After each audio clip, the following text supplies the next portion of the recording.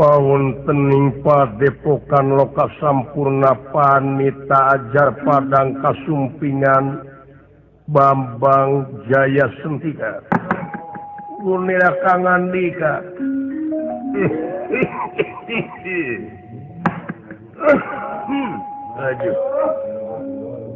Ayo sekolot nadanya nu batu kepipiluan batu oh da pugu genggerong nagehgeran gitu wilujeng sumping menak haturan pangersa maha panita kula nampi nuhun pembage salira ditampi ku kaula sareng bade tumaros gitu dupi salira teh menak ti mana anu ti mana bade angkat ka mana saha kakasih oh kaula leres anu katelah mah kaula teh Bambang Jaya Sentika kumaha menak Bambang Jaya Sentika oh Bambang Jaya Sentika tapi no di mana linggih? Anu mawi kalau teu boga tempat. Oh, teu boga tempat. Nya, teu mungkin. Naha aki nyaurkeun teu mungkin. Sunda biasana aya ditaruhkeun tempat mah aya we ngajami ge. Kaula tadi ngawal teh boga tempat.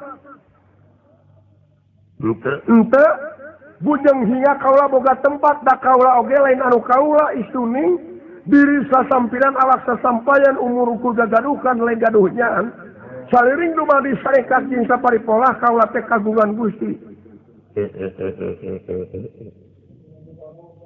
mawa ka jero ibu daki tupia aki padepokan naon ieu teh anu kasebat mah padepokan Loka Sampurna Loka Sampurna dupi kakasih aki sah aya nu katelah mangaran aki teh Panita Ajar Padang Panita Ajar Padang parantos sami dia oh parantos nun parantos manukna jisim abdi gede Aik itu aya naon menak sumping ka dieu. Anu mawi. Kaula ngungkap ka dieu kenging wartos. Kakasihna Sang Hyang Dewa Brata. Yen kaula dina waktu sanate nuju ngalalana naroskeun bab ilmu anu datar ka hartos ku kaula. Oh gitu. Tapi no manawi aki tiasa ngawaler kaula teh nuju haus ku ilmu lapar ku pangabisa syai kudu kitu budak ngurama kaset kasih ki kaula teh menak katerangan naon aya tak katerangan teh dawuhanna pangeran iya anu parantos ditulis ku manusia iya. Kumaha cina eta teh unggalna dawuhanna teh nuncik dina katerangan. Kieu. Umat kami bakal jadi sabaraha golongan. Iya. Anu katarima ku kami ngan hiji. Tanya. Takawa teh rek naroskeun golongan anu mana anu bakal katarima teh ki? Katarima kusa nyaku pangeran sakitu kadua dik naroskeun ai jelema nu iman jeung nu takwa ka pangeran anu kumaha berat kungku ieu katilu naon hartosna iman naon hartosna takwa sabab anu nerangkeun di denge-denge teh ku kaula ngan kudu iman jeung takwa bari jeung eta iman oge takwa can dibejakeun hartina naon hartina jeung kudu kumaha jadi bahasa nerangkeun eta jelema teh nya atudan tong boro nu ngadengikeun katerangan eta jiga anu nerangkeun ge biheung apaleun da karek apa tina maca wungkul meuleunan rupina simun kaopat katamihan ki naon pangna agama dikamanusakeun say tapi pun telu pamilepat entong pamilepat anu jentre ki tidak kitu sarua jelema teu cicingna sifat langgeng teu cicingna hiji martabat entong boro ayeuna jeung isuk ayeuna jeung jam hareup oge anu bakal kaalaman biheung teuing manusia mah keuna ku Allah gingsir cing atuh ki nah golongan anu mana bakal katarima teh kusaha ku pangeran da pangeran mah bawi raos kaula moal narima golongan nah tadi ceukina katerangan kumaha cing sakali deui uihan deui umat kami bakal jadi sababaraha golongan nya pun sama kitu heulana naon umat kami bakal jadi sababaraha golongan nya tah anu sababaraha golongan teh umatna teh oh umatna keneh teh anu sababaraha golongan teh iya anu katarima ku kami hiji aya basa golongan dinya teu aya anu katarima ku kami hiji nya berarti lain golongan anu katarima mah nah nu kumaha nu iman we jeung nu takwa ka pangeran aduh iya atuh pami kitu mah carana kahartos ieu misalna ieu misalnya kumaha ayeuna golongan misalna jadi 73 golongan anu katarima hiji bakal sabaraha anu teu katarima 72 geuning salah nah anggar 73 nu teu katarima mah nah sabab nu katarima mah tadi ge nu iman jeung nu takwa nganting di golongan mana ieu nu iman jeung nu takwa teh ayana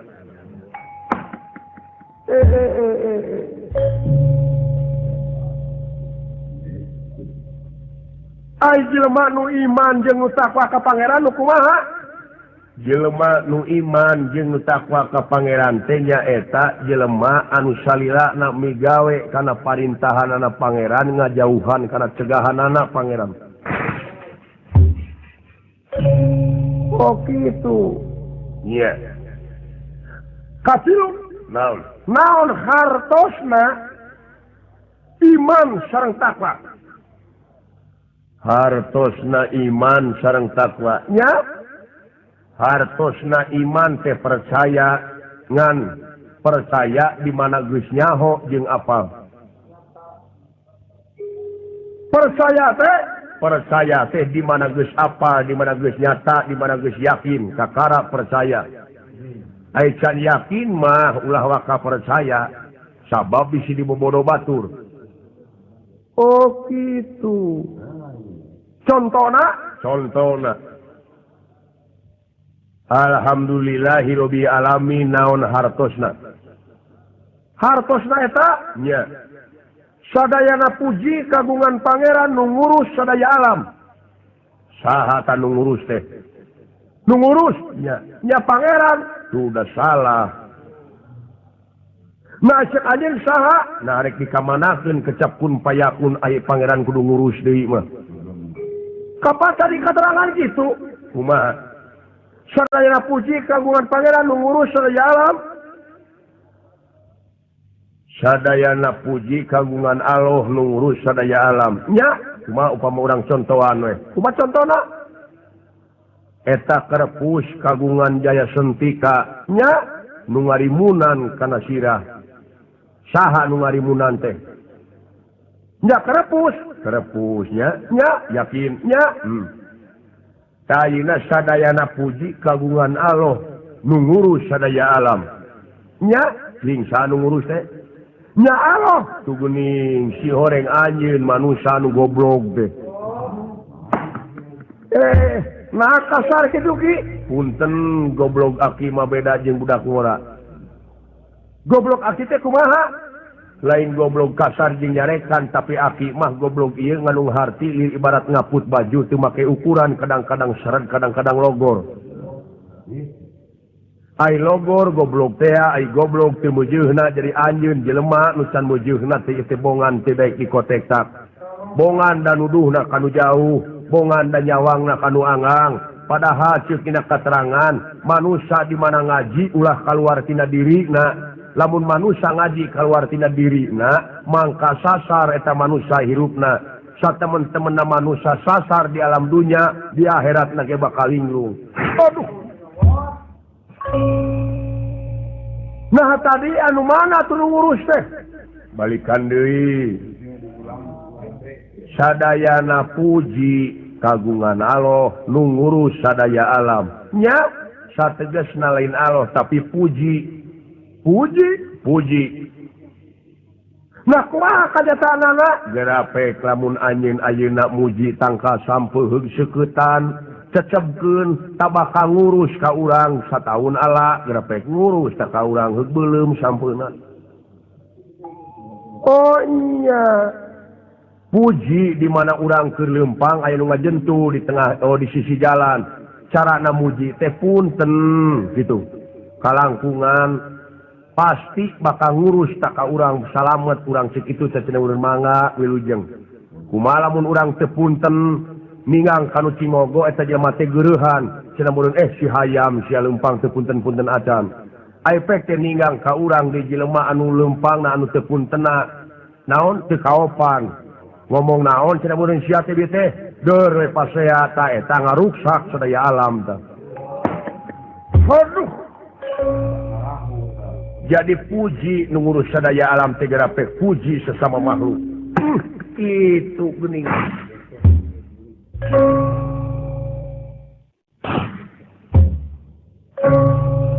oh kitu nya ki tah eta ai carana muji urang kudu ngahormat ka sasama makhluk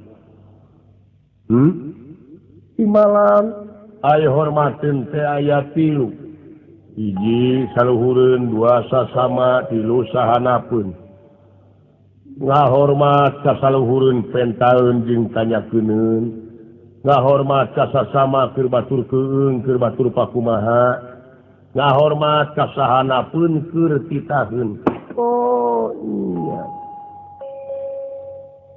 entong borokinya ngahormat ka jelema ti kotok perlu dihormat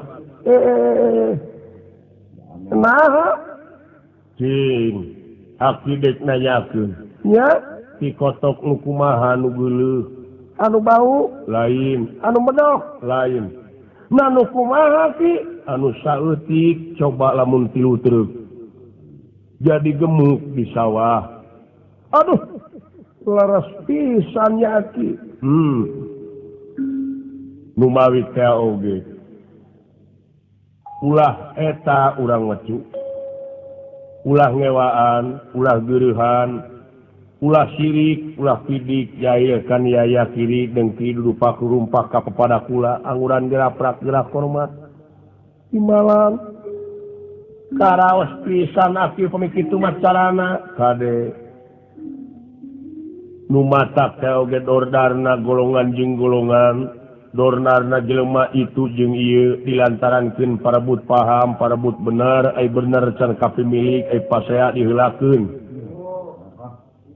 laras pisan aki gerak kanyataanana ceuk golongan ieu haram ngukus teh ceuk golongan ieu henteu daripada tinu kitu wae dar dipaseakeun dijajadikeun imalan dan nya atuh da ngukus mah haram nya cuk saha da puguh teu aya dina kateranganna eueuh nya ai dina katerangan aya anu unggalna kieu kumaha manusia teu dibenerkeun meulemenyan kurung ngukus yen eta haram aya katerangan kitu di pangeran teu aya nya nah pangeran teu nyarek ai manusia nyarek. Aduh nya timbalan atuh jadi yakin ieu teh manusana anu goblok.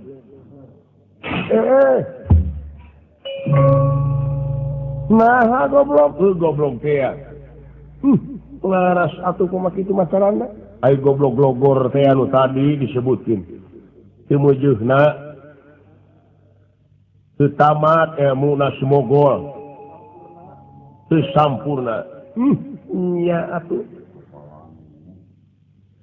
Aduh. Jadi ngukus teh haram.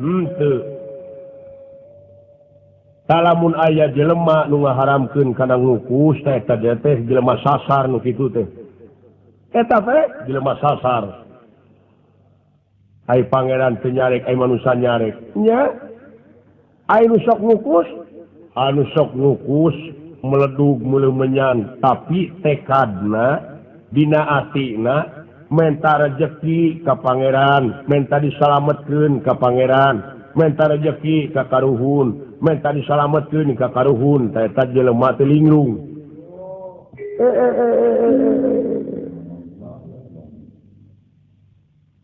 Nah, anu ngukus disebut linglung. Tekadna nu tadi lamun ngukus kitu maksudna linglung sa jelema teh. Kapan aya kateranganana menta ka pangeran? Kumaha? Prak araranjeun geura menta ka kaula. Menta naon cing? Menta naon? Menta rezeki. Saha nu geus dibere ku pangeran? Ning batur babala leunghar, meureun mana kitu ge dibere. Tanyakeun kanu beunghar ieu teh kitu pamere Gusti atawa menang ikhtiar. Lamun cenah meureun nya dibere, tanyakeun sagede kumaha kitu pananganana pangeran teh. Sabab aya hukumna dibere teh hiji nu mikeun, dua nu nampanan, tilu barangna jadi hukumna kudu kasaksi. Sabab kanyataanana geuning urang gubrak kadunya teh teu mawa naon-naon. Cing anjeun jeung sampeu kadunya heula mana? Kaula jeung sampeu Nya, heula sampeu heula sampeu. nya Yakin? nya Atuh naha menta di ka pangeran? nah kumaha tuh Carana menta teh geura pigawe parintahanana. Sapertina ayeuna urang hayang loba sampeu pelakeun tangkana cing loba deui. Urus cing alus. Saeta carana menta, jadi carana menta teh kudu daek ikhtiar. kumaha lamun tekad menta disalametkeun ka pangeran? Menta disalametkeun ka pangeran. Nya Menta disalametkeun ka pangeran teh ieu dengekeun. Kumaha lamun pangeran ngajawab? kumaha? Cenah mun hayang salamet maneh nya kudu bener we hirup. Sedengkeun geus aya pituduhna mah nyatana katerangan-katerangan anu balener. Nya deui nya. Ai eta menta rezeki ka karuhun. Saha anu geus dibere ku karuhun? Ai karuhun pamadegan anjeun naon? Karuhun teh jelema nu geus paeh. Ayeuna menta rezeki kanu geus paeh. Nya Entong barohingga menta rezeki kanu geus paeh, kanu hirup oge rajin hese. oh nya. Kumaha lamun menta kasalametan ka karuhun? Menta diaping dijaring ka karuhun. Menta disalametkeun ka karuhun. Nya Kumaha lamun karuhun baheulana urut jelema doraka? Tong bolo nyalametkeun sia cemun aing keuripu. aduh. Nya atuh. Nah naon eta tekadna ngukus teh? Kuduna Tekadna ngukus teh baca ku anjeun eta dina kukus heulaanan. Nya eta nuduhkeun eta teh simul kana wujud siloka kana awak silip kana diri. Jeung ngukus teh lain agama tapi adat, ngan tina adat cing jadi pamadegan. Contona kumaha rupa haseup? Bodas, Ai rupa areng, ideung, ai rupa seuneu, koneng, ai rupa ruhak, beureum. Aya leuwihna ti eta? teu aya. Tuh, geus 4 rupa nanakeun amarah luamah sariah jeung mutmainah. aduh nya atuh kamu kitu masalahna kahartos nya pituduh kana wujud urang ai meuleuh menyan seungit ai teh kaula mah bau jurig deh bau jurig nya nyaan bau jurig nya geus panggih anjeun jeung jurig teu acan tuh geus nipu maneh ka anjeun nah ai panggih jeung jurig acan ai ngameungeus eta mah lain berarti anjeun bau jurig tapi eta mah kajurung tina kangewa anjeun kalau jelema sok ngukus kajurung ku kangewa ai jelema ngewaan teh jelema salah cu aduh aya nu meuleuh menyan ka ameuna seungit ai seungit eta simul ai seungit teh kaseneng gaib haruhun lain gaib naon gaib ameu anu aya dina irung kasenengna teh seseungitan kumaha lamun urang ngameuti kotok nya dipangkak tuh kalau bau mapan mungeun hukumna urang kudu saling seungitan antara urang jeung urang saling pajukeun aduh iya atuh kami kitu masalahna ta eta kahartos pisan aki sayeuna nu ngaharamkeun di kana ngukus jelema sasar tadi geus dicaritakeun naha ai pangeran teu nyarek ai manusia nyarek dumeh eta we teu aya dina kateranganna cek kaula ge tadi dumeh eueuh dina kateranganna nya cing aya dina kateranganna anu kieu kumaha pek manusia geura arudud maneh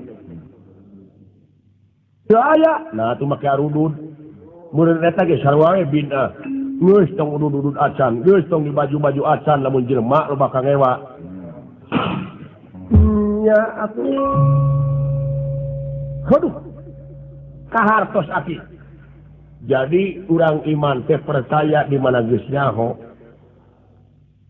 ai ngukus teh adat tatari karuhun urang baheulana neungeun simul dina kukus supaya dibaca ku urang da anu penting mah cu anu sok ngukus wae neruskeun tapak laca karuhunkeun bae da moal naon da hubungan ka itu mah ngan hubungan sote keur bacaeun anjeun kana diri anjeun sorangan